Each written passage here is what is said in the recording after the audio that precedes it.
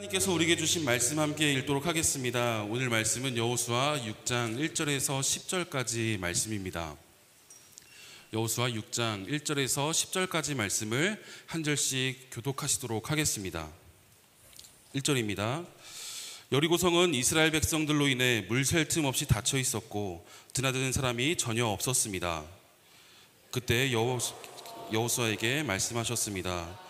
보아라, 내가 여리고와 여리고 왕 그리고 여리고 용사들을 내 손에 넘겨주었다. 모든 군인들은 그 성을 둘러싸라. 그 성을 한번 돌아라. 6일 동안 그렇게 하여라. 그리고 7명의 제사장이 법궤 앞에서 양의 뿔로 만든 7개의 나팔을 들어라. 그러다가 7번째 날에는 성 주위를 7번 돌고 제사장들은 나팔을 불어라. 제사장들이 양의 뿔을 길게 불 것이다. 백성들이 나팔 소리를 들었을 때 모든 백성들은 함성을 질러라. 그러면 성벽이 와르르 무너져 내릴 것이니 백성들은 일제히 올라가라. 그러자 눈의 아들 여호수아가 제사장을 불러 말했습니다. 너희는 언약궤를 메라.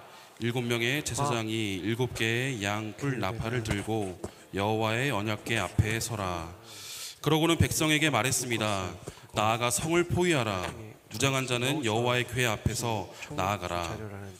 여호수아가 백성들에게 말하고 나자 7개의 양 뿔 나팔을 든 7명의 제사장이 여호와 앞에서 나아가며 나팔을 불었습니다. 여호와의 언약궤가 그 뒤를 따라갔습니다. 무장한 사람들은 나팔을 부는 제사장들 앞에서 행진하고 후위대는 궤의 뒤를 따랐습니다. 제사장은 나팔을 불며 전진했습니다. 여호수아가 백성들에게 명령했습니다. 너희는 외치지도 말고 소리도 내지 말라. 입 밖에 아무 말도 내지 말고 내가 외치라고 명령하는 날에 외쳐라. 아멘. 이 시간 이서진 목사님께서 성벽을 돌파하는 순종이라는 말씀의 제목 나눠주시겠습니다. 하나님의 은혜가 여러분 가운데 함께 있기를 주님의 이름으로 축복합니다. 하나님께서 여러분의 사랑과 또 여러분의 찬양과 여러분의 예배를 통해 주님의 은혜의 활로를 내시고 또 한 사람 한 사람을 소성케 하시는 역사가 일어나게 되기를 예수님의 이름으로 축복합니다. 저는 오늘 여호수아의 말씀을 통해서 이 어려운 시대 가운데 주님께서 우리에게 말씀하시는 음성을 듣기를 원합니다.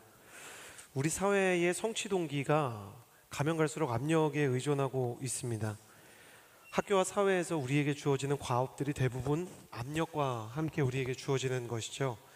학창시절에는 부모의 과도한 기대 속에서 입시 경쟁에 뛰어들어서 좋은 성적을 얻어야 한다.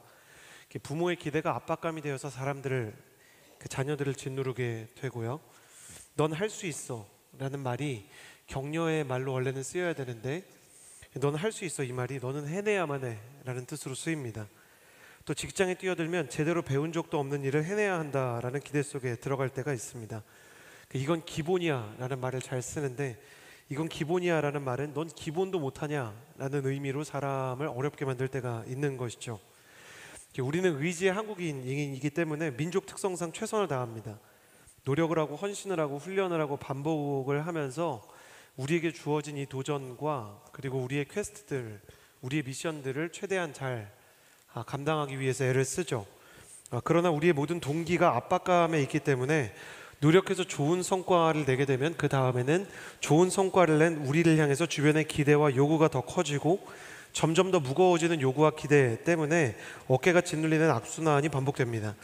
가정도 사회도 끊임없이 네가 이 일을 해야만 가치 있는 존재라고 이야기를 하고요. 이 일을 해내지 못하면 나의 자존감도 내가 가지고 있는 긍지와 자부심도 모조리 무너질 것 같은 위기감마저 느끼게 되는 것입니다. 계속해서 사람이 압력을 느끼게 되면 어떻게 되는가? 압력에 짓눌려서 모든 것을 포기하고 바스러져 버리고 번아웃이 되든지 아니면 압력에 반발해서 폭발을 하게 되거나 다른 사람들을 공격하게 되든지 둘 중에 하나 어려움을 겪게 되는 것이죠. 사람이 압력 때문에 자기 자신을 해치는 상태를 우울이라고 이야기하고요. 사람이 압력 때문에 다른 사람들을 해치게 되는 것을 분노조절 장애라고 이야기합니다. 여러분 약간 동의가 되지 않으세요? 이 시대에는 우울증 환자도 가면 갈수록 늘어나고 분노조절 장애도 가면 갈수록 늘어나고 있습니다. 세상이 어딘가 비정상으로 움직이는 것 같지 않습니까? 스스로를 파괴하거나 아니면 다른 사람을 파괴하거나 우리는 이미 우리의 직장 속에서, 우리의 학교와 우리의 공동체 속에서 10명이 모이면 1명은 도라이라는 것을 경험하고 있거든요. 근데 만약에 10명이 모였는데 아무도 또라이가 없다면 누가 도라이인가? 나 자신을 의심해 보아야 하는 것입니다. 우리는 견딜 수 없는 압력 속에서 스스로를 짓누르고 다른 사람을 짓누르면서 살아가고 있는 것이에요. 사람은 본래 평안과 여유 속에서 살아가도록 하나님에게 창조되었습니다. 주님께서 우리에게 에덴 동산을 주시고, 또 하나님께서 우리가 먹을 수 있는 양식들과 하나님의 은혜 속에서 예배할 수 있는 여유를 주셨죠. 본능적으로 갈등 없이 평안하고 충분히 해낼 수 있는 여유를 가지고 태어난 존재였지만, 우리가 죄에 빠지게 되고 하나님의 낯을 떠나게 되자 우리는 여유를 상실하고 압력에 짓눌리기 시작했습니다. 그렇다고 압력이 아예 없는 인생이 가장 좋은 것인가? 그렇게 생각해 보면 또 그것도 아닌 것 같아요. 만약에 어떤 학생이 있는데 나는 성적에서 너무나 자유한 나머지 C를 받아도 D를 받아도 언더더시 평안한 거예요. 내가 직장에 다니는데 내가 일을 못하고 우리 팀이 만년 실적이 꼴찌여도 내 마음이 너무 행복해.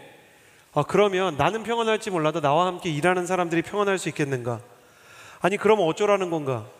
압력이 없어도 문제, 있어도 문제. 압력이 있으면 짓눌리고 없으면 없는 대로 성취가 없는 이 세상 속에서 내 앞에 다가오는 이 압력을 건강하게 이겨내고 내 앞에 찾아오는 이 압박감을 승리로 바꿀 수 있는 길은 없는가?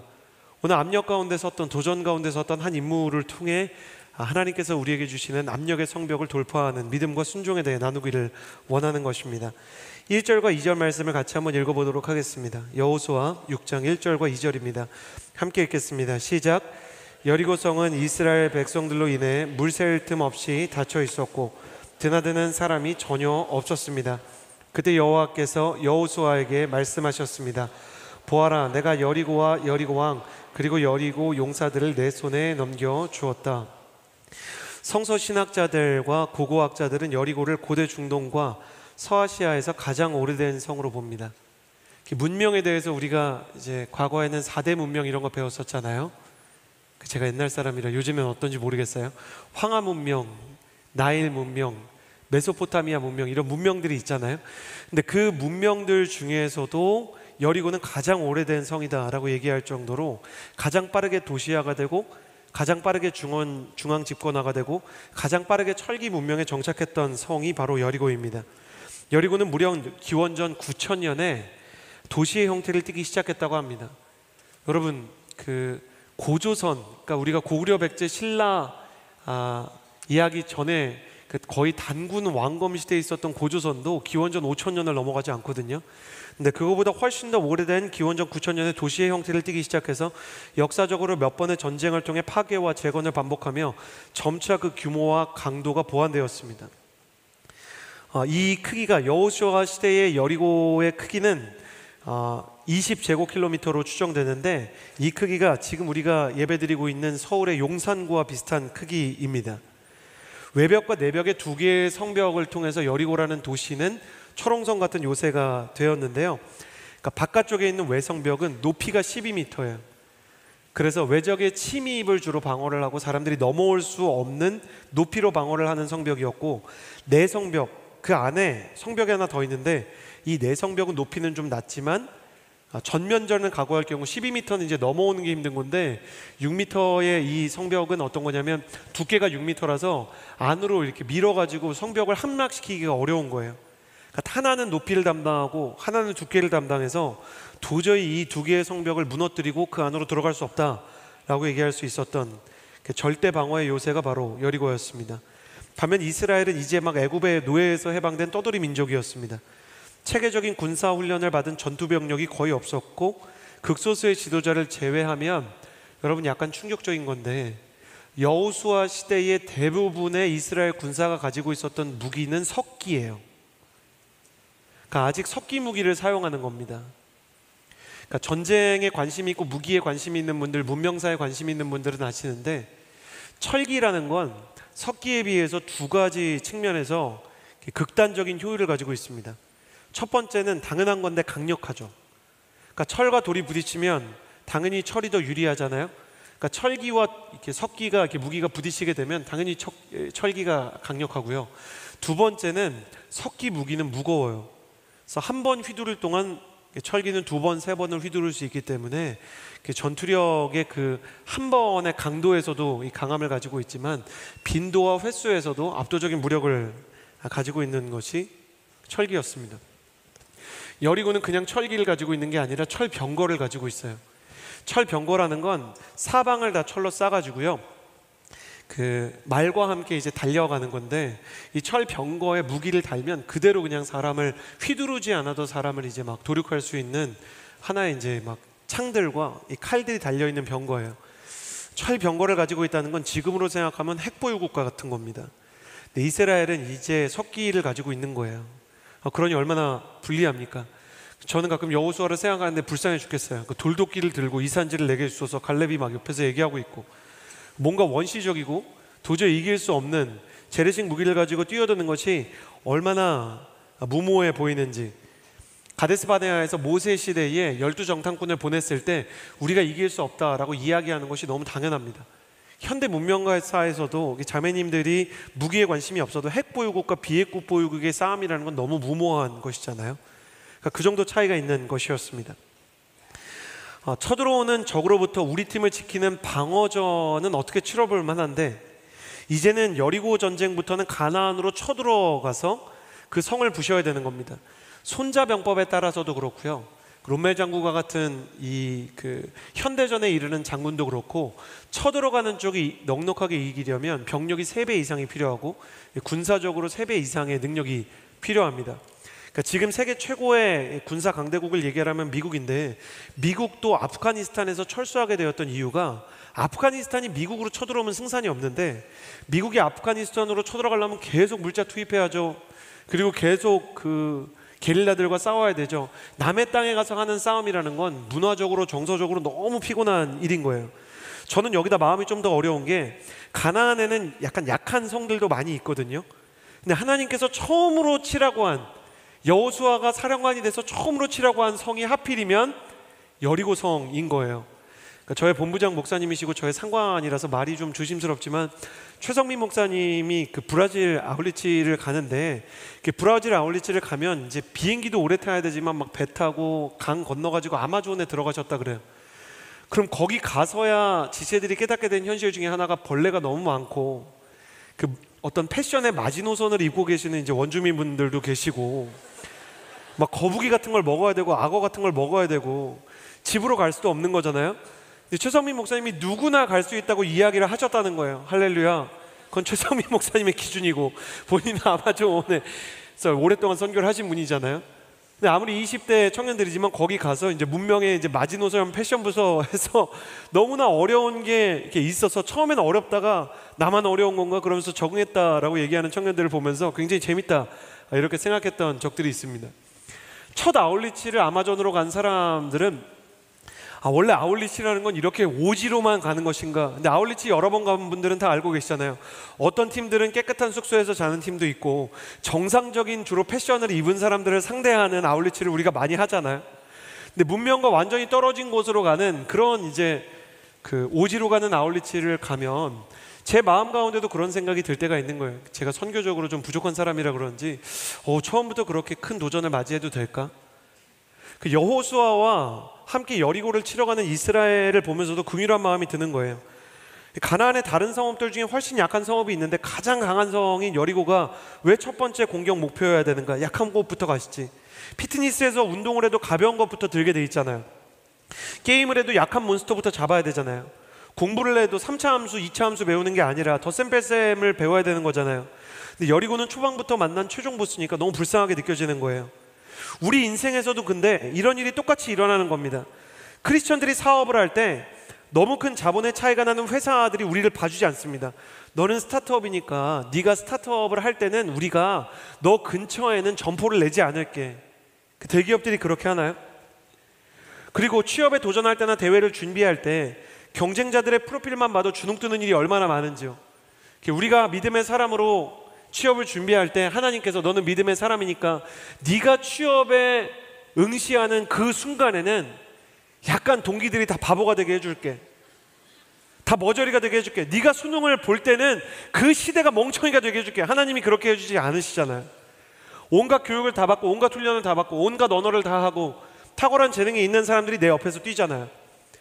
저는 진짜 주식시장에 대해서 현자들이 얘기하고 투자의 현인들이 얘기한 게 너무 와닿는 게 청년들한테 함부로 수익에 대해서 도전하지 말라라고 얘기를 하면서 그런 얘기를 하는 거예요.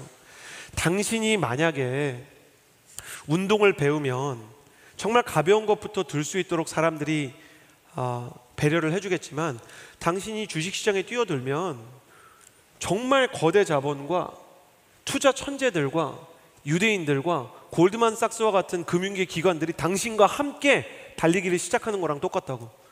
당신이 그 거대 자본과 달리기를 해서 이길 수 있겠느냐. 잘 생각해보고 수익을 내는 것보다는 최대한 안전한 길을, 최대한 천천한 길을 선택하는 것이 맞다라고 얘기하는 게 지혜롭게 느껴져요. 인생이 그렇잖아요. 아니, 인생이라는 달리기는 시작부터 너무 다르잖아요. 애초에 태어날 때부터 우리보다 월등히 유리한 환경에서 우리보다 월등히 탁월한 사람들이 있습니다. 우리보다 훨씬 더 위대한 철병거를 가지고 있는 여리고와 같은 사람들이 우리 주변에 즐비하단 말이에요. 시작도 하기 전에 패전을 예감할 만한 순간이 우리 인생에 얼마나 많은지요. 근데 하나님께서는 우리의 그 인생을 쉽게 만들어주지 않으시고 상황도 어려운데 그 상황 가운데 우리를 던져버리십니다. 그러니까 상황이 어려운 건 그렇다 치는데 그 상황으로 나를 밀어넣으시는 하나님을 생각하면 얼마나 마음이 어렵냐고요. 그런데 여리고에 대한 자료를 조금 더 찾아보니까 하나님에게는 다 이유가 있으시더라고요. 여리고의 지도를 보면 그 여리고라는 곳이 어디에 있냐면 우리나라를 기준으로 하면 한반도를 기준으로는 서울과 같은 위치에 있고 또 지금의 이제 남한을 기준으로 치면 대전이나 아니면 충청남도, 그러니까 허리 지역에 있습니다. 여러분 메가더 장군이 기억나시나요?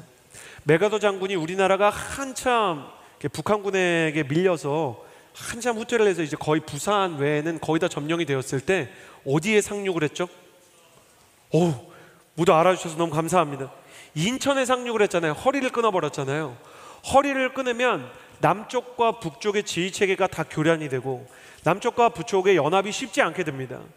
당시에는 그 여호수아의 그 세계적인 전문가 연구가인 신학자 트렌드 버틀러와 도널드 캠벨이라는 사람이 여호수아 시대의 그 어려운 고대사의 유적들을 하나하나 연구하고 그 시대의 기록들과 문헌 전승과 그 시대가 조금 더 지나서 다음 세대가 그 가나안 지역에 대해서 남겨놓은 기록들을 하나하나 찾으면서 연구를 해보니까 남쪽과 북쪽이 그 연합을 이루어서 각각 이제 경쟁을 하고 있는데 여리고는 독자 세력으로 약간 중립국처럼 독자적으로 그 중간에서 완충지대 역할을 하고 있는 거예요.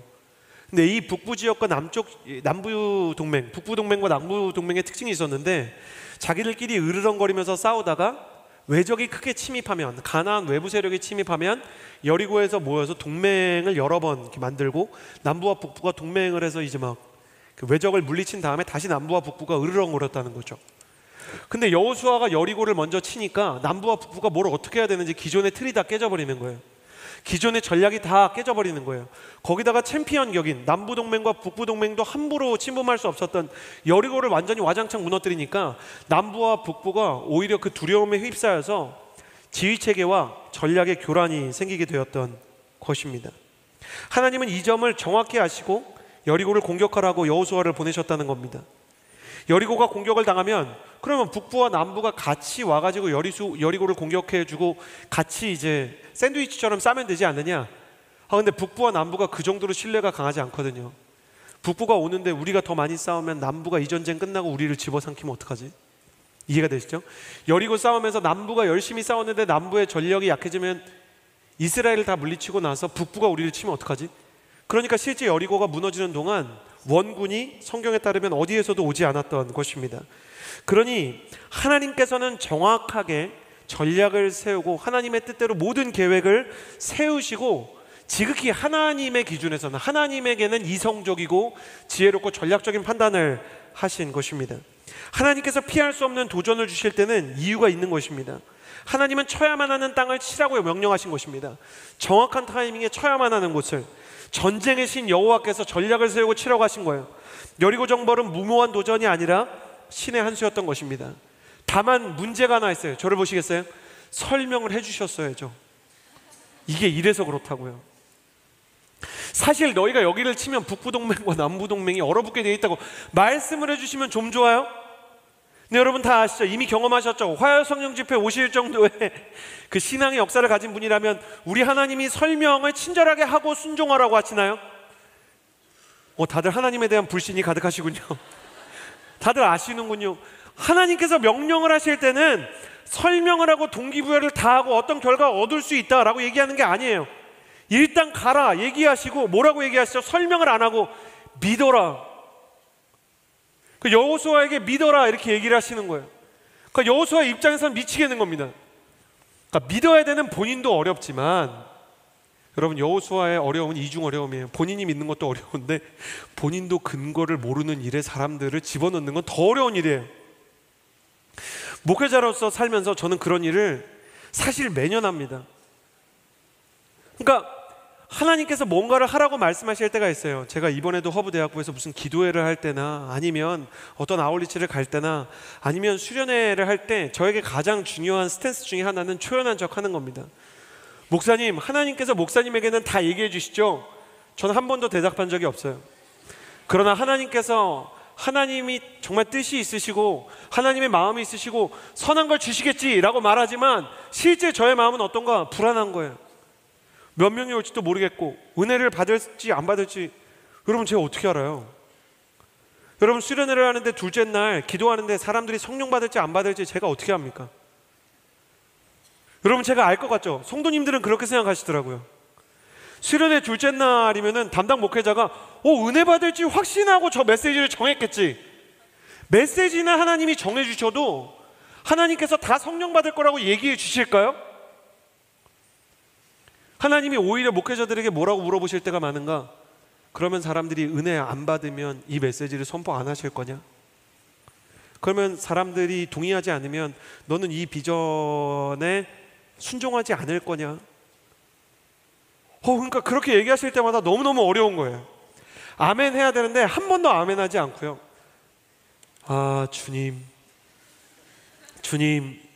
주님의 뜻을 누구도 거역할 수 없습니다. 버티는 거예요. 유기성 목사님이 동행일기를 시작하실 때 그런 일이 있었대요. 하나님께서 유기성 목사님에게 동행일기를 시작해라. 매일매일 나와의 관계를 쌓아가는 귀한 사역을 내가 너의 손에 맡긴다. 근데 그 뒤에 하나님이 한마디를 확실하게 더 하셨는데 그게 너무 마음이 어려웠다는 거예요. 이 사역은 100% 실패할 것이다. 그러니까 실패를 단언하시는 하나님이 너무 어려운 거예요. 근데 유기성 목사님은 이제 성숙하신 분이니까 이게 성경적이지 않다는 생각은 안 들더래요. 여러분 이사야에게 하나님이 말씀하실 때 뭐라 그랬어요? 네가 말하기는 말하고 저들이 듣기는 들어도 돌이키지 않을 것이다. 네가 예언을 해도 저 사람들이 돌이키지 않을 것이다. 그러니까 그 구절이 생각나면서 내가 이 사역을 해도 사람들이 이걸 하지 않겠구나. 그래서 하나님에게 주님 왜 저에게 실패를 단언하십니까? 그랬더니 주님이 오히려 이렇게 물으시더래요. 그러면 실패를 단언하면 넌 안 할 거냐? 근데 목사님은 이제 저와는 비교할 수 없이 훌륭한 분이시니까 그래도 하겠습니다. 그러면서 실패가 예정되어 있는 사역을 시작하는 목회자의 마음이 뭔지 아냐고 물어보시는 거예요. 저희 목회자들 모여있는 목회자 사관학교에서. 그래서 저는 그렇게 기도했죠. 하나님 저는 굳이 저 마음을 안 알고 싶습니다. 이렇게 기도하고. 여러분 아울리치 팀장이라고 생각해 보세요. 너희가 마을잔치를 준비하지만 한 명도 오지 않을 것이다. 너희가 세족식을 하지만 그 누구도 감동받지 않을 것이다. 너가 순장을 하지만 그 누구도 너의 그 티칭에 감동받거나 돌이키거나 너에게 고마워하지 않을 것이다. 그걸 어떻게 하냐고요. 근데 목사님이 하는데 역시나 사람들이 반대하고 시비가 있고 이단이라고 얘기하는 사람들, 저 사람이 이상주의자다, 몽상주의자다 얘기하는 사람들이 막 오더래요. 좋은 점이 하나 있더랍니다. 예견된 실패니까 그냥 올게 왔구나 이런 생각이 들었대요. 그리고 한참 그 실패를 경험하시고 나중에 보니까 너무나 많은 사람이 그 영성일기도 참여하시고 또 유기성 목사님과 함께 하나님과 24시간 동행하는 걸 하고 있더라고요. 그래서 하나님 실패한다고 말씀하지 않으셨습니까? 근데 사람들이 너무 은혜 받고 있습니다. 그때 하나님이 그때 와서 그러시더라는 거예요. 내가 실패한다고 했지 끝까지 실패한다고 하진 않았다. 그럼 처음에 얘기해 주셨어야죠. 그러니까 처음에 얘기해 주셨어야죠. 근데 제가 그걸 보면서 와, 너무 이게 성경적이고 하나님이 어떤 방식으로 일하는지 알겠다라는 걸 하나 배운 게 뭐냐면, 하나님이 우리에게 얘기하시고 하나님께서 우리에게 명령하시는 데에는 때로 동기부여가 없다는 거예요. 여러분, 너무나 동기부여가 없고 결과가 너무너무 실패인데도 불구하고 이거는 돌아보고 또 돌아봐도 하나님께서 반복적으로 나에게 명령하신다, 그럼 진짜 순도가 100%인 하나님의 명령일 확률이 매우 높아요. 심지어 그게 성경적인 근거가 있고, 한 목회자가 아니라 내가 성경을 볼 때도, 내가 기도하는 사람이랑 이야기할 때도, 그러니까 순모임에서도, 내가 혼자 하나님 앞에 예배할 때도 이게 반복적으로 교차 검증되는 하나님의 뜻이라면 그냥 따라가야 되는 겁니다. 하나님께서 우리 인생 가운데 하나님의 뜻을 주실 때, 여러분 이렇게 생각하시는 분들이 계시더라고요. 하나님께서 내가 이렇게 힘든 거를 원하실까? 하나님께서 내가 이렇게 괴로운데 굳이 그 일을 하라고 하실까? 천만의 말씀이에요. 하나님은 내가 괴로운 그곳으로 그냥 밀어 넣어버리십니다. 하나님은 내가 감당할 수 없는 그곳으로 그냥 밀어 넣어버리시고 설명도 하지 않으세요. 우리 하나님은, 죄송합니다, 생각보다 친절하지 않으세요. 친절하면 믿음이 어디 있어요? 하나님이 설득의 하나님이시죠. 근데 하나님은 설득하지 않으시고 그냥 나를 믿고 따라오라 말씀하시는 거예요. 여러분, 모세를 불러다가 하나님께서 처음 하신 일이 뭔지 아세요? 모세를 위대한 민족의 지도자로 만들기 위해서 제일 처음 한 일이 뭐예요? 모세가 제일 싫어하는 곳으로 보낸 겁니다. 모세가 40년 동안 그쪽으로 정말 누워 자고 싶지도 않았던, 자기를 죽이려고 했던 사람들이 있는 애굽 땅. 여러분, 모세가 누굽니까? 프린스 오브 이집트, 이집트의 왕자 아니었습니까? 비록 적자는 아니지만 입양됐다고 해도 왕자 혈통 중에 하나잖아요.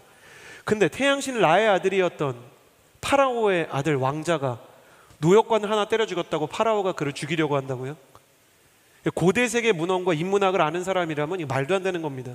당시 왕족들은요, 치외 법권이에요. 사람을 죽여도 신을 대신해서 심판을 하는 사람들이었기 때문에 심판을 받지 않았습니다. 왕족에게는 범죄가 없던 시대, 원피스의 천룡인 같은 겁니다.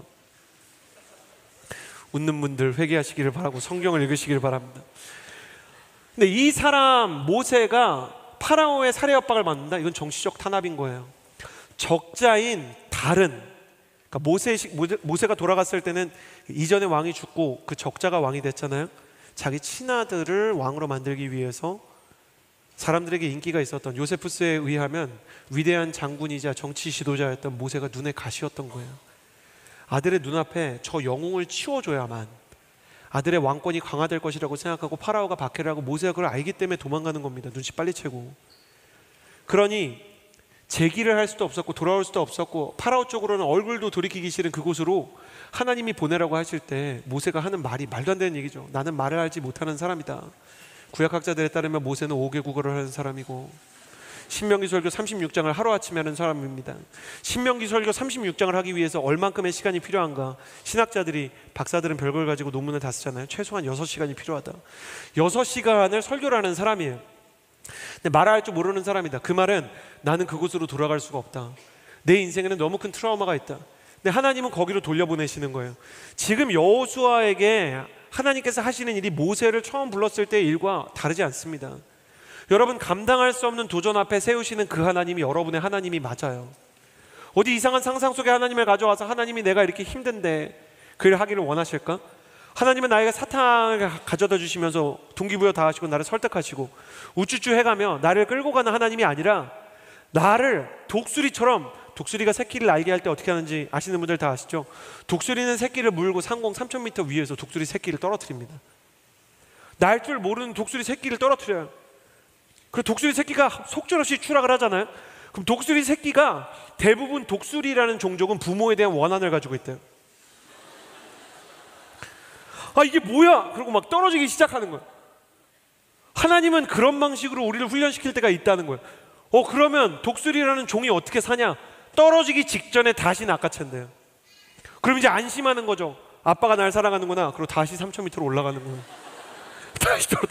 다시 떨어뜨리고 그러다가 놀라운 일이 일어납니다. 알고 보니까 자기가 날 줄 알았던 거예요.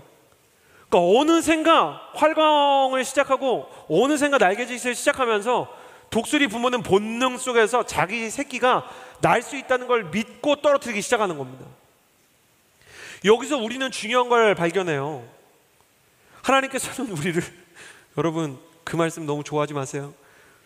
여호와를 앙망하는 자는 새 이름을 얻으리니 독수리 날개침 같을 것이오. 독수리 부모가 독수리 새끼를 떨어뜨릴 때 새끼한테는 믿음이 있냐 없냐? 없어요. 새끼는 자기가 날 수 있다는 믿음이 없기 때문에 눈을 질끈 감고 추락하기 시작하는 겁니다. 근데 독수리 부모한테는 각인된 본능의 하나님의 창조의 DNA에 있어서, 창조 섭리에 있어서 믿음이 있는 거예요. 내 새끼는 날 수 있다. 뭐 그런 것도 있겠죠. 우리 아빠도 이렇게 했는데 날더라, 뭐 이런 게 있겠죠. 근데 그렇게 하다 보니까 얘가 결국 나는 걸 보고 독수리 아빠는 그렇게 생각하는 겁니다. 그럴 줄 알았다. 하나님은 지금 여호수아를 무모한 도전에 던지셨을 뿐만 아니라 사실은 여호수아를 믿고 있는 겁니다. 여기서 여호수아가 불순종하면 어떻게 되는지 여러분 말씀해 드릴까요? 그럼 하나님의 나라는 여호수아 한 사람에 의해서 후퇴하게 되는 겁니다. 네, 하나님도 대단하시죠. 여호수아가 여리고를 향해서 진격할 걸 믿고 계시는 거예요. 저는 한 가지 메시지를 선포해야 된다면 이걸 선포하겠어요. 하나님은 생각보다 굉장히 용감한 분이세요. 여러분, 여러분이라면 12제자한테 지구의 운명을 맡기겠어요? 예수님 잡히는 그날까지 귀 자르는데 겟세마네 동산에 기도하러 가는데도 칼 차고 갔던 사람이 베드로입니다. 세상에 어떻게 그럴 수 있어? 근데 우리는 다릅니까? 기도하면서 하나님 주님을 위해 살겠습니다. 그래서 눈을 떴는데 저쪽에 헤어지고 딴 여자를 만난 내 남자친구가 있는 거예요. 전 남자친구가. 그러면 보이지 않는 칼로 그 남자 귀를 막. 그러니까 우리 마음 가운데 얼마나 많은 분노와 상처와 해결되지 않은 원한이 있냐고요.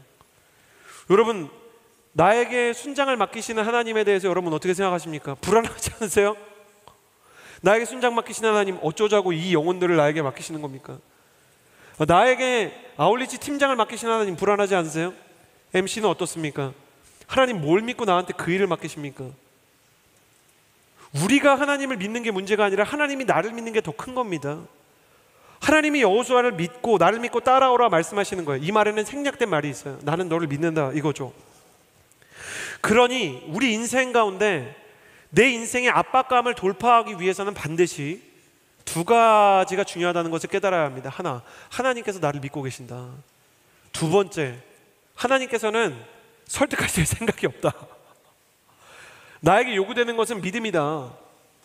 나는 계산할 수도 없고 예상할 수도 없고 하나님이 말씀하셨다는 그거 하나만 붙잡고 가야 한다.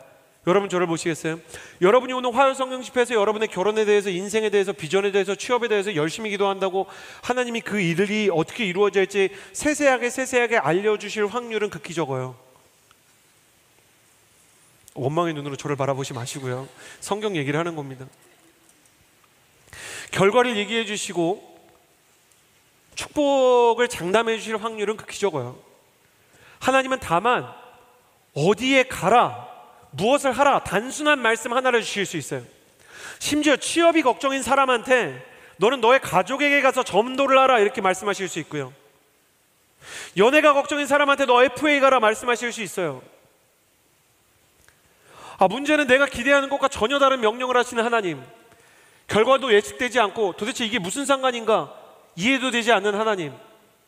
그러나 이 말씀을 보면서 이런 질문을 던질 수 있겠습니다. 여러분은 그럼에도 불구하고 그렇게 불신절한 하나님을 믿음으로 따라가겠는가? 내 이성과 상식과 경험에 상관없이 하나님께서 말씀하셨기 때문에 그분의 판단이 나보다 탁월하다는 것을 인정할 수 있는가? 내가 동의가 되지 않아도, 내가 계산이 되지 않아도, 내가 예측이 되지 않아도, 내 MBTI가 P든 J든 주님께서 말씀하셨기 때문에 그게 그렇다고 주님의 뜻을 따르기로 작정할 만한 믿음이 내 안에 있는가? 도대체 내가 내 인생에서 지금 하나님 한 분만 믿고 걷는 발자국을 남기고 있는가? 온갖 계산, 온갖 전략을 다 짜낸 다음에 보장된 길을 걸어가려고 하기 때문에 하나님의 음성이 들리지 않는 것은 아닌가? 여러분, 성경을 보면서 생각과 계산을 거듭할수록 압력이 강해지는 것을 봅니다. 사울이 왜 그의 인생에서 하나님께 쓰임을 받지 못했는가? 계산이 너무 많아요.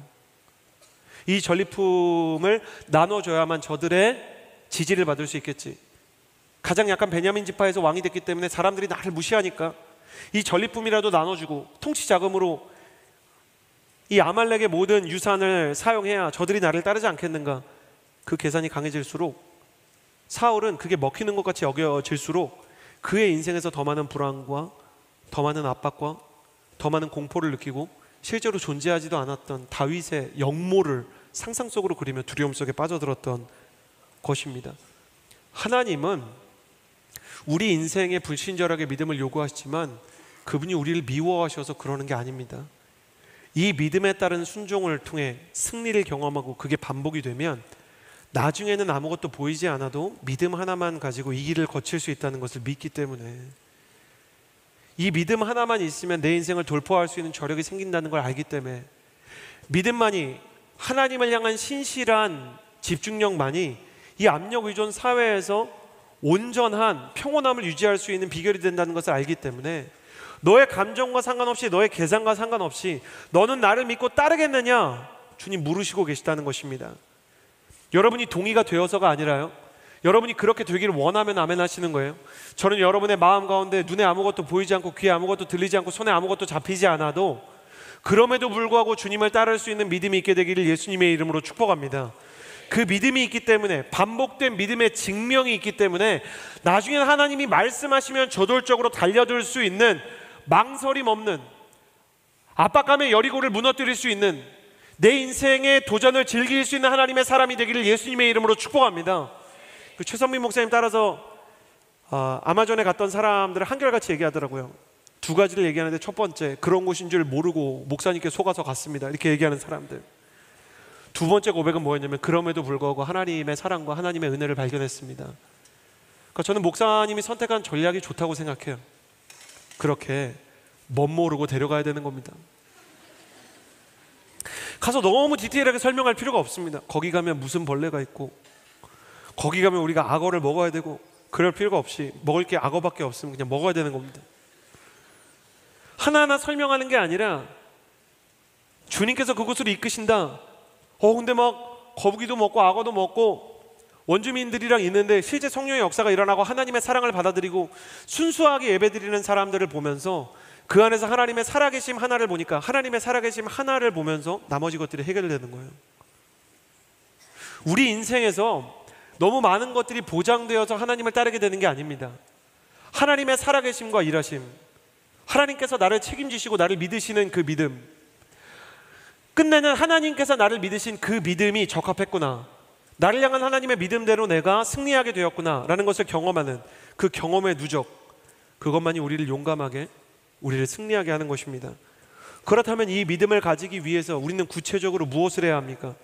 말씀을 통해서 하나님을 향한 그 믿음과 순종의 발걸음을 우리가 어떻게 완성해야 되는지 몇 가지를 나누고 싶습니다. 첫 번째, 3절 말씀이에요. 같이 읽겠습니다. 3절 시작. 모든 군인들은 그 성빙을 둘러싸라. 그 성을 한번 돌아라. 6일 동안 그렇게 하여라. 첫 번째 아빠 탈출의 비결, 성벽 앞에 서라. 일단 성벽 앞에 서야 합니다. 전략이 좀 특이하죠. 여리고성을 공격하기는커녕 그 주변을 빙빙 돌기만 합니다. 적이 두려워하는 이 타이밍을 절호의 기회로 삼고 적극적으로 성벽을 공격하는 단기전도 아니고, 포위하고 항복을 기다리는 지구전을 펼치는 것도 아니고, 도저히 이해가 안 되는 퍼포먼스 같은 걸 하는 거예요. 갑자기 플래시몹 같은 걸. 갑자기 막 사람들이 막 이렇게 돌기 시작하는 거죠.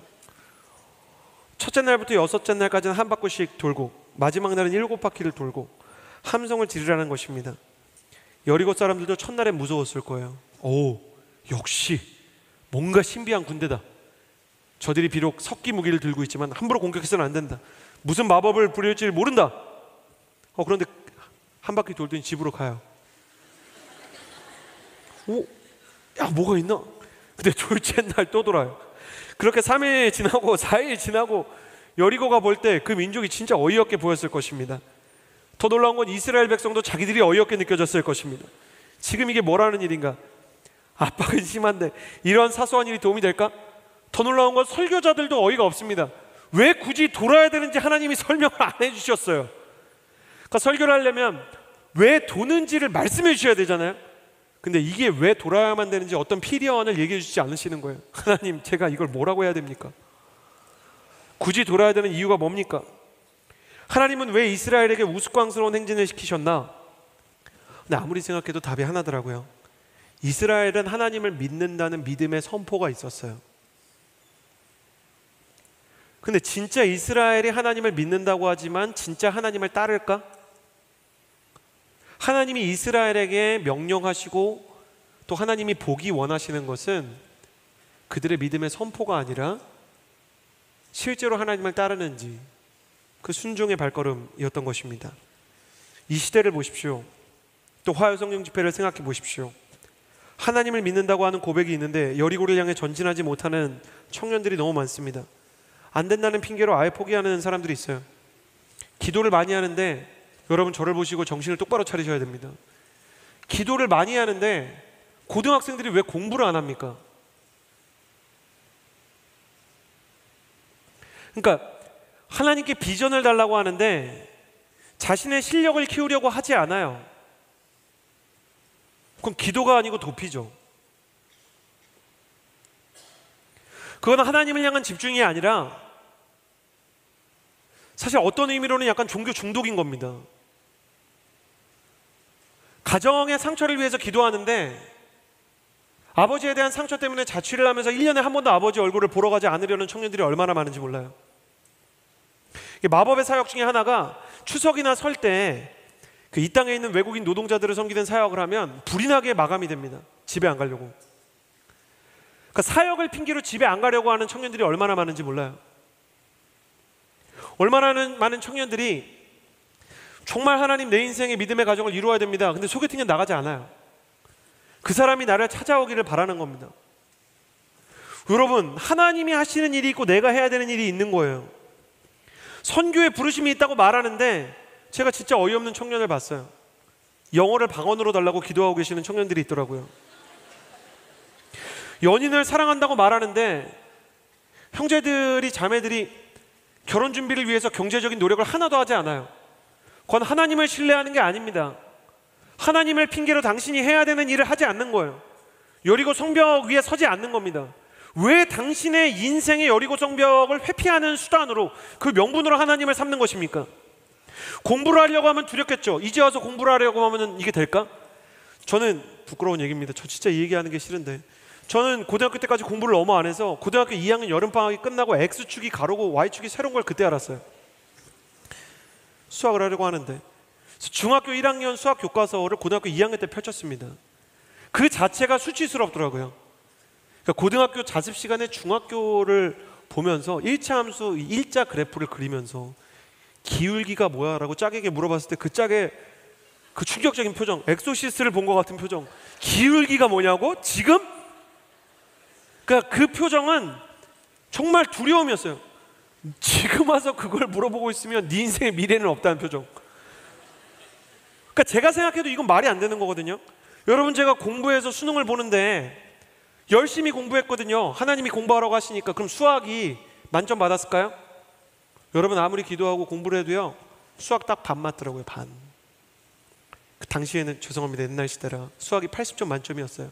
40점 맞더라고요. 40점. 그런데 놀라운 건요, 언어, 사회탐구, 영어, 그러니까 다른 외국어 영역에서는 1등급을 받았어요. 하나님은 안 되는 걸 되게 해주지는 않으셨지만 공부하기로 작정해서 정직하게 얻을 수 있는, 그러니까 암기력이라는 건, 사회탐구 영역이라는 건 그냥 그 책에 있는 내용을 잘 공부하고 외우면 되는 거잖아요. 그러니까 그냥 제가 그 성벽 앞에 서기를 바라셨던 거예요. 그러니까 제가 그 성벽 앞에서 중학교 교과서를 펴는 순간 수치스러울 걸 하나님이 아셨어요. 저는 기도하면서 여러 번 기도했거든요. 하나님, 제가 중학교 교과서를 펴지만 안 수치스럽게 해주십시오. 근데 안 수치스럽기는커녕 수많은 사람이 발견하고 엑소시스트처럼 바라보더라고요. 기울기가 뭐냐고, X가 지금 가로냐고 묻는 거예요. Y가 세로라는 걸 지금 알았다고. 그 짝꿍의 공포스러운 표정, 그 공포는 저에게 수치죠. 그럼에도 불구하고 너는 그 수치 앞에 서라 말씀하셨어요. 내가 내 인생을 낭비했는데 뭘 어떡하겠어요. 하나님이 그거 막아주지 않으십니다. 당신이 공부 안 하고 당신이 일을 안 했는데 갑자기 바이어가 와가지고 당신이 준비한 프레젠테이션에 억만금을 투자할 가능성이 있냐고요. 하나님이 그런 방식으로 일하지 않으시는 거예요. 당신의 프레젠테이션이 실패할 수 있습니다. 당신의 입시도 실패할 수 있습니다. 그럼에도 불구하고 하나님이 원하는 건 그래도 그 자리에 서라는 거예요. 제가 아는 어떤 전도사님은 공부를 안 하고 옛날에 이제 운동 열심히 하고 또 힘을 열심히 길렀던 분이세요. 근데 그분이 무예학과에 들어가신 거예요. 그러니까 싸움을 잘하셨던 분이죠. 무도학과에 들어가셨어요. 근데 그분이 옛날에는 이제 막 똥군기 같은 게 있으니까 2층 공사장에서 선배가 그냥 뛰어내리라 그랬대요. 그거 뛰어내리셔서요, 무릎 아래가 불구가 되셨어요. 그래서 이분이 불구가 돼서 휠체어가 돼서 그 요리를 배우는데, 요리라는 건 귀한 거지만 자기가 하고 싶은 건 무도인데 휠체어를 타면서 요리를 배우니까 너무 비참한 거예요. 그래서 이분이 완전히 우울증에 걸렸다가 어렸을 때 떠났던 그 예배의 장소에 다시 하나님 살려주십시오 그랬는데 진짜 하나님이 기적적으로 일으켜 주신 거예요. 완전히 불구가 됐던 다리가 나았대요. 그래서 주님이 뭘 원하시는가 했더니 신대원에 가라. 그래서 자기는 신대원에 그냥 갈 수 있는 줄 알았더니 경쟁률이 당시에 7.5대 1이에요. 공부를 하려고 보니까 머리가 다 굳었어요. 아무리 공부를 해도 외워지지가 않아요. 그동안 공부를 안 했기 때문에. 근데 이분이 어떻게 했는가? 하나님이 공부를 해라 그러니까 이 무도인의 저력 같은 게 있잖아요. 극기 같은 게 있잖아요. 그러니까 2주를 밤을 새는 거예요. 2주를.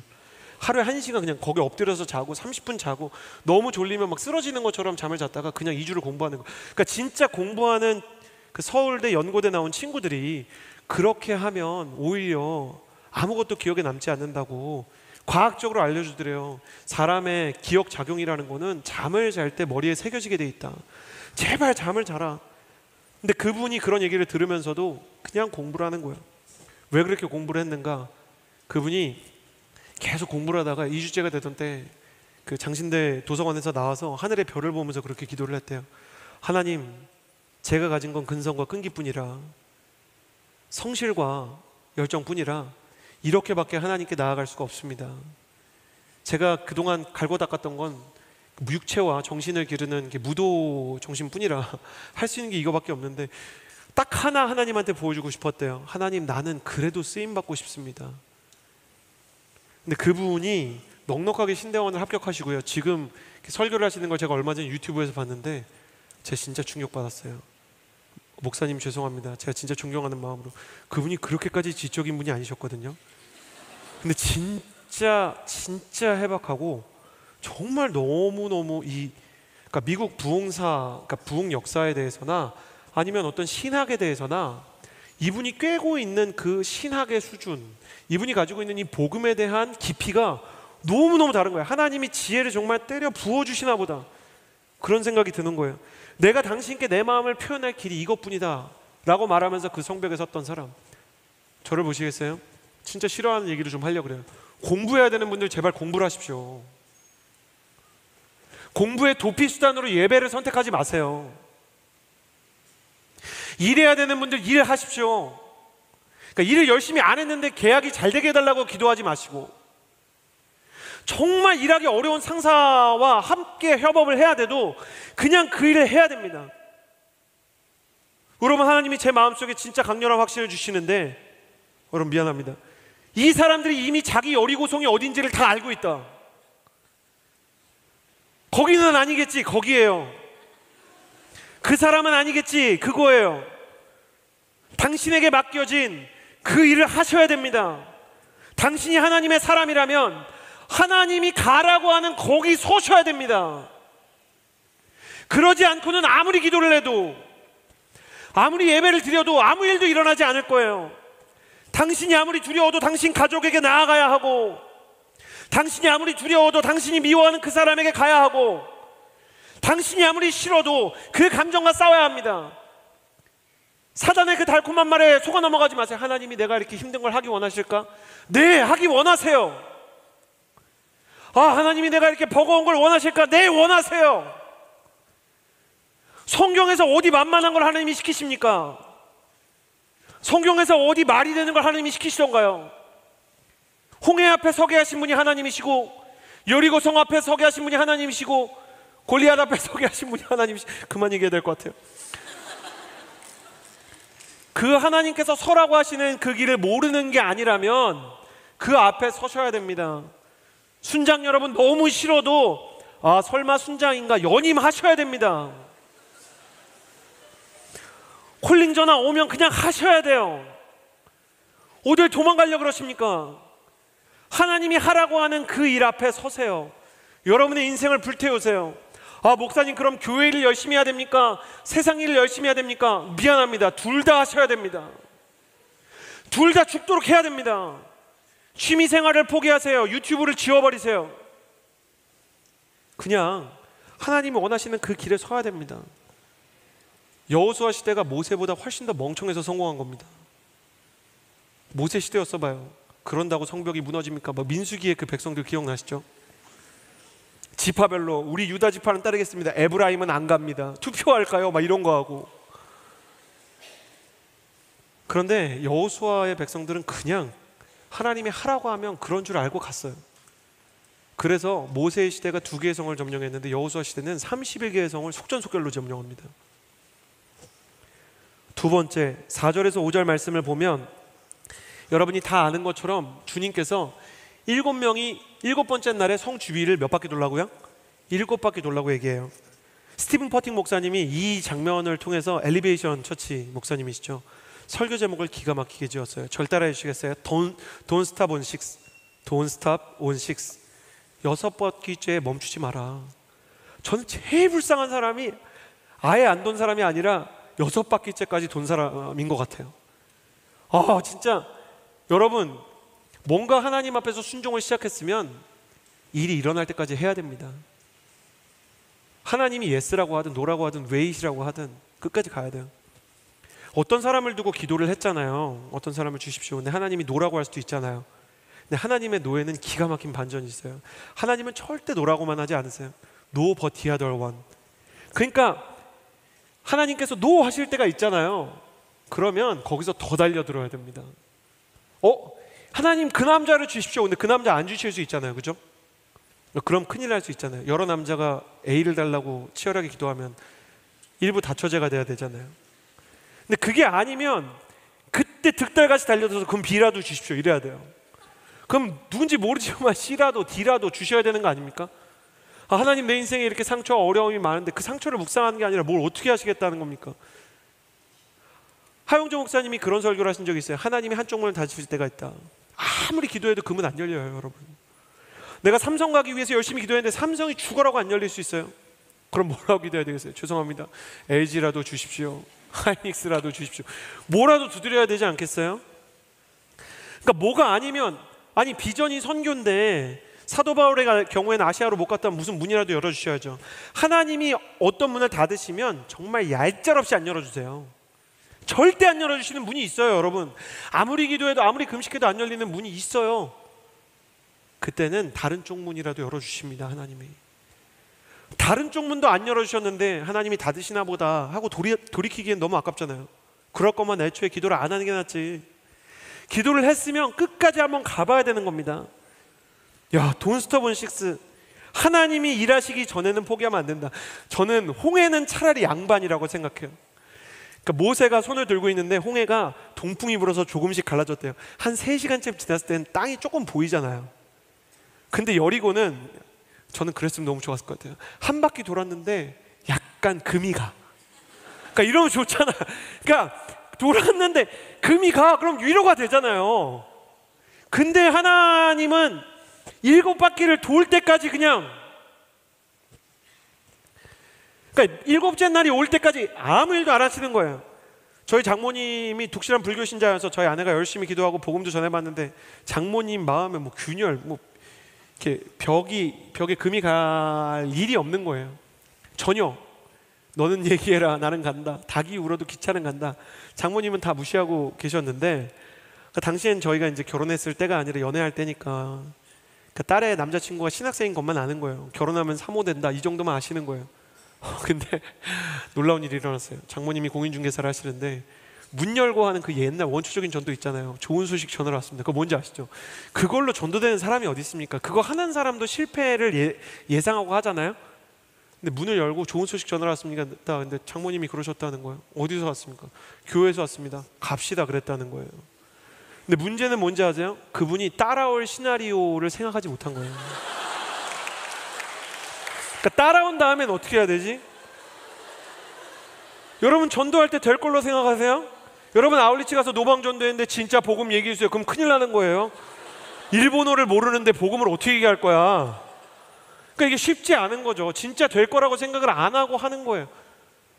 근데 나중에 장모님 얘기를 들어보니까 제 아내가 막 싱어여가지고 집에서 찬양 연습할 때 자기도 모르게 자꾸 따라하게 되고, 사위가 이제 목회자 될 사람이니까 내가 바꿔야 되나 생각하면서 마음속으로 하나님 진짜 계시면 사람을 보내가지고 교회 가자는 말을 좀 해보라 그랬다는 거예요. 근데 그 기도가 끝나자마자 들어왔다는 거예요.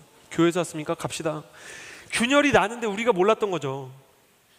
그러니까 제가 그걸 보면서 진짜 놀란 게, 하나님의 일은 너무너무 진짜 죄송합니다. 제가 하나님 답답해서, 하나님이 어느 날 갑자기 일하세요. 그러니까 징조를 주시고 일하시면 좋은데 어느 날 갑자기 일이 이루어지는 거예요. 그래서 대부분의 경우 응답의 그날인지 알고 교회 가거나 직장 가는 사람이 아무도 없어요. 그냥 그 날이 다가오는 거예요. 그러니까 갈라디아서 6장 9절이 이렇게 얘기하죠. 우리가 선을 행할 때 낙심하지 말지니 포기하지 않으면 때가 이르매 거두리라. 여러분의 인생 가운데 포기하고 있지 않습니까? 여러분의 인생 가운데 하나님께서 한 바퀴씩 돌라고 하는데 한 바퀴 돌다가 힘들어가지고 안 할래 이렇게 한 게 있지 않나요? 포기한 기도 제목 냉큼 다시 집어드세요. 전 다 알고 있습니다. 여러분이 연초에 했던 그 기도 절반쯤 포기하셨겠죠. 여러분 아마 아이폰 메모장 열어보시면 1월쯤에 그 기도 제목 아직 있을걸요? 하도 갱신을 안 해서 그게 이제 리뉴얼이 안 돼 있겠죠. 하나님이 주셨던 응답의 말씀 같은 게 여러분 핸드폰 배경화면에 있을걸요? 맨날 열면서 그 말씀을 봤지만 내 카카오톡 배경화면에는 응답의 믿음의 말씀이 있고 친구가 그걸 볼 땐 참 믿음도 좋다 이렇게 생각하겠지만, 나는 막상 내 프로필을 보지 않고 읽지 않고 응답의 말씀과 약속의 말씀을 붙잡지 않는 여러분, 집요해야 됩니다. 열정은 뜨거운 게 아니라 집요한 거예요. 저는 여러분의 인생에 응답의 그날까지 그 열정이 유지되게 되기를 예수님의 이름으로 축복합니다. 억울해하지 말고 낙심하지 말고 주저앉지 마세요.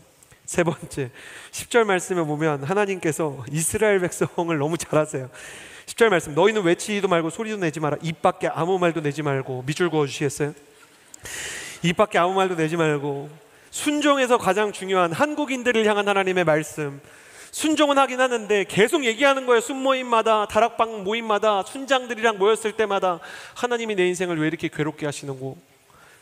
그러니까 우리는 한 입으로 두 말하고 이러는 거죠. 기도할 때 화요성령 집회하면서 열심히 기도, 진짜 진심으로 눈물로 기도하실걸요 아마. 하나님 진짜 나의 인생의 주인이 되심을 믿습니다. 그리고 집에 가는 길에 야 기도해도 안 생겨 막 이런 얘기 하시죠. 그러니까 믿음으로 고백하고 친구들이랑 내 인생에 대해서 부정적인 농담하고. 그러니까 주님이 헷갈리시는 거예요. 얘는 믿음이 있는 걸까?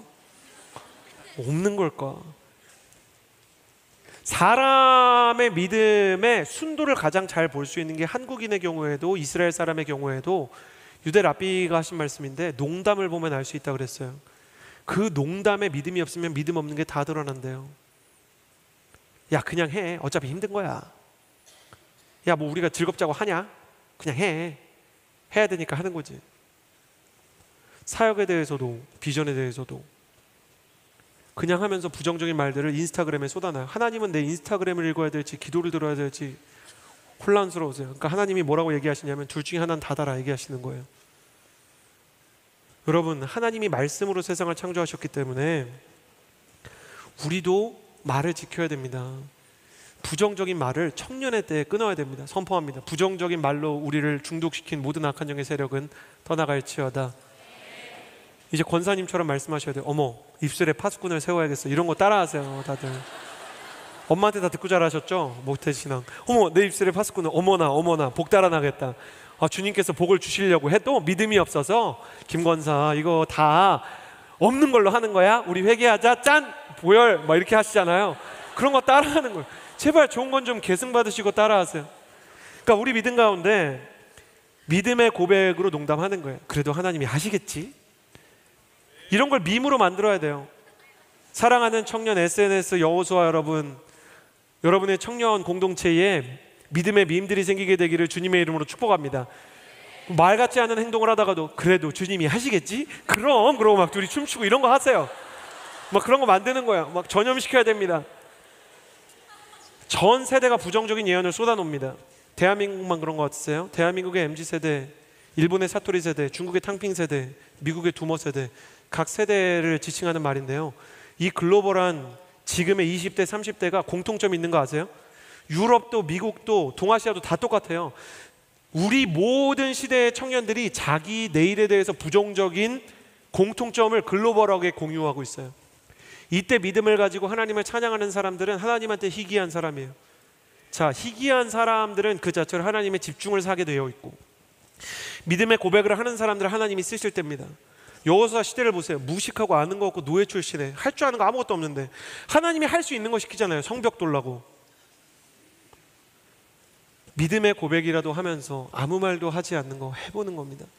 믿음의 말을 내 농담 삼고 찬양의 말을 내 습관 삼아 주님께 영광을 돌리게 하여 주옵소서. 그렇게 기도하면 주님의 역사가 여러분의 인생 가운데 일어날 것입니다. 기억하십시오. 성벽 앞에 서야 합니다. 여러분이 외면하고 있는 그 현실, 그 도전 앞에 서세요. 그리고 Don't stop on 6, 중도에 포기하지 마십시오. 세 번째, 믿음 없는 말, 불평의 말, 원망의 말, 서운함의 말, 상처의 말 전파하지 말고 집어삼키고 주님의 뜻대로 될 것이라고 축복하세요. 원수를 축복하고 하나님의 뜻대로 될 것이라고 선포하며 주님의 길을 선택하세요. 당신 앞에서 끝내는 여리고 성벽이 무너져 내리는 것을 보게 될 것입니다. 저는 여러분의 인생에서 무너져 내리는 여리고 성벽을 보면 이게 진짜 되네를 경험하는 하나님의 사람이 되기를 예수님의 이름으로 축복합니다. 함께 기도하겠습니다. 이 시간에 우리 모두 함께 약간 즐겁고 기쁜 마음으로 기도했으면 좋겠습니다. 여러분의 마음 안에 있는 모든 부정과 모든 불신앙과 모든 원망과 불평은 없는 거라고 그냥 치는 거예요. 있는데 그냥 없다고 치는 거예요. 아니, 있어요. 없는 거 아니에요. 내 안에, 그죠? 믿음 51%, 뭐 의심 49% 이렇게 있을 수 있잖아요. 근데 그거 없다고 치는 거예요. 실제 없는 게 아니라 없는 사람인 것처럼 그걸 결단이라고 부르는 겁니다. 결단이란 내 안에 있는 어둠이 없다고 하는 겁니다. 없다고 생각하고 난 그래도 바보처럼 주님을 따르겠어요. 그런 분들 자리에서 일어나 주시겠어요? 난 그래도 주님 따르기 원합니다. 내 안에 있는 상처, 어려움, 원수에 대한 생각 없는 거 아니죠. 아, 있죠. 열받죠. 돌아볼 때마다 또 열받겠죠. 집에 가면. 그렇지만 이 순간에 다시 한번 나는 믿음을 선택하고 용서를 선택하고 사랑을 선택함으로 내 인생의 여리고 성벽이 끝내는 무너져 내리는 것을 보기를 원합니다. 나는 주님의 역사를 보기 원한다. 여러분, 내 인생에서 내가 성벽에 설 것도 아니고 다 중도에 포기할 거고 내 안에 있는 원망과 불평을 쏟아낼 건데 성벽은 무너지게 해주십시오. 그러지 마십시오. 하나님은 내가 못할 걸 얘기하지 않으세요. 하나님은 그걸 없애라고 말하는 게 아니라 없다 치고 돌아라 그러는 거예요. 이스라엘 백성한테 두려움이 왜 없어요? 이스라엘 백성한테 막막함이 왜 없어요? 근데 없다 치고 도는 거예요. 의심이 왜 없어요? 없다 치고 믿음으로 걷는 거예요. 51대 49라도 주님, 나의 믿음이 승리하게 하여 주옵소서. 나의 믿음이 승리하게 하여 주옵소서. 51에서 51로 52에서 60으로 70으로 80으로 순도 100의 믿음이 될 때까지 나의 믿음의 전율이 높아지게 하여 주옵소서. 주님, 내 안에 있는 모든 어두움과 상처는 예수 그리스도의 보혈에 이미 씻겨 내려갔다고 치고 기도합니다. 주님, 쓸어 내려가 주옵소서. 깨끗게 하여 주옵소서. 믿음으로 말미암아 주님의 놀라운 역사를 경험하게 되는 주의 거룩한 승리 역사를 경험하게 하여 주옵소서.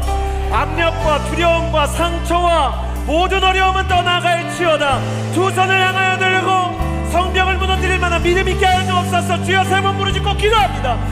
주여, 주여.